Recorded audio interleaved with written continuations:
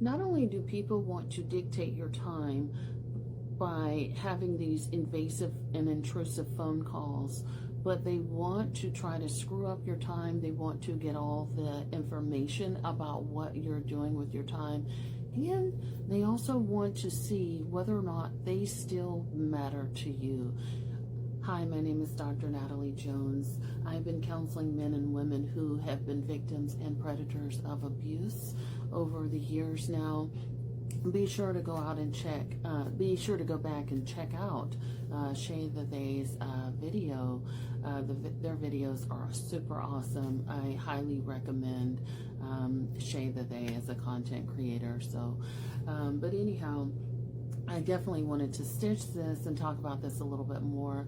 So, again, going back to the original video, Shay the They is talking about how people will reach out to you to try to dictate your time. My post is this: not only are they trying to dictate your time, but they're trying to be intrusive. So they're intentionally trying to sabotage your time. So a good example of this would be like if you are getting ready to go out on a date, you are getting ready to go out of town on a trip, or maybe you are out of town or something like that, and you've posted videos, or someone knows that you're on your way, and this person could be like your mother, it could be your sister, it could be anybody. They will intentionally call at the most inconvenient time to see, what are you doing, who are you with, let me get all the details. Why didn't I get to come?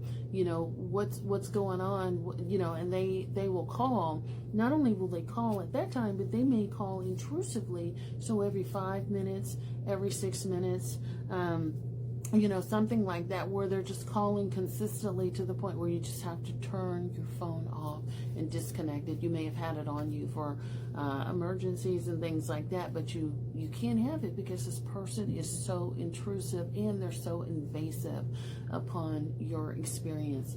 Other people will just sort of orbit out into the world, right?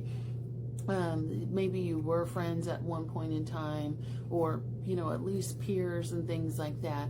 And so what will tend to happen with people like this, maybe you're not friends anymore, or you don't really have that close of a relationship.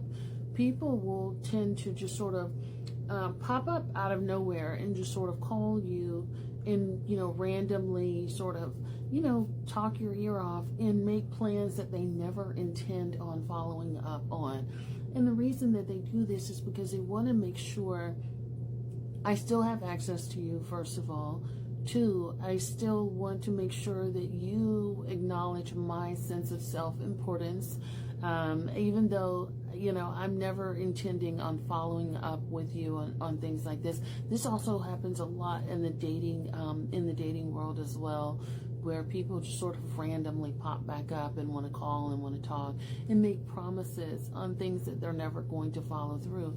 Meanwhile, they're just wasting your time on the phone sort of talking about these things. And my advice to that would be to definitely dead that airtime, cut that person off, and don't entertain this foolishness.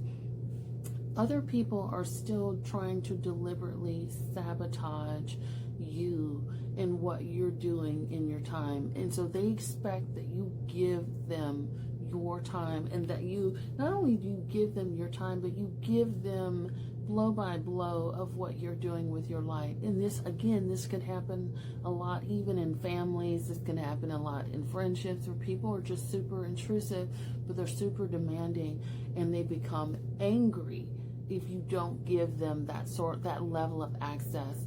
So when you don't report back to them, because really they're trying to, create a power dynamic where you may have a great life, you may have great goals, but they still want to let you know that they're top dog over you. And essentially, they expect for you to report to them like you are a child, or like we're soldiers or something like that. But they want to keep that power over you so that you always feel like you're obligated to them, more so than you are to your own self, more so than you are to your own life, your own privacy, your own sort of freedom. They want to try and control that with you. And so I see that a lot. And the minute you feel yourself saying, well, I feel guilty that I didn't call so-and-so and tell them, or I feel guilty that, you know, I didn't invite them, or that I'm kind of keeping this part of my life to myself. The minute you start feeling that, they've got you. They've got you. And that's how you know. When you start feeling guilty, when you start feeling like you did something wrong for having your own life, for having your own autonomy, you're not obligated to report anything back to anybody, especially not if they don't pay bills and you know, help you with all aspects of your life. They're certainly not obligated to that level of disclosure. But, you know, even if they do, it still doesn't mean that they're obligated to run you, so to speak, or have that level of access to your life. So, you know, I always advise people of this, you know, that there's a block button on your phone and you could use it at any time. I definitely recommend using it. You know, and you can always, you know, like, you can always take it off at any time, but, you know, put on the do not disturb, D&D, use the block button. You know, you can always have a conversation with that person as well. But, you know, if that person is super intrusive and super invasive, there's a good chance that they may not respect what you're telling them, or turn it around on you because they're going to be so offended that you tried to place a boundary. And again, this could be family, this could be friends, this could be any number of people who do this. But people need to respect your privacy. Don't allow them to be so intrusive on your phone. You don't owe anybody an explanation for anything that you do in your life.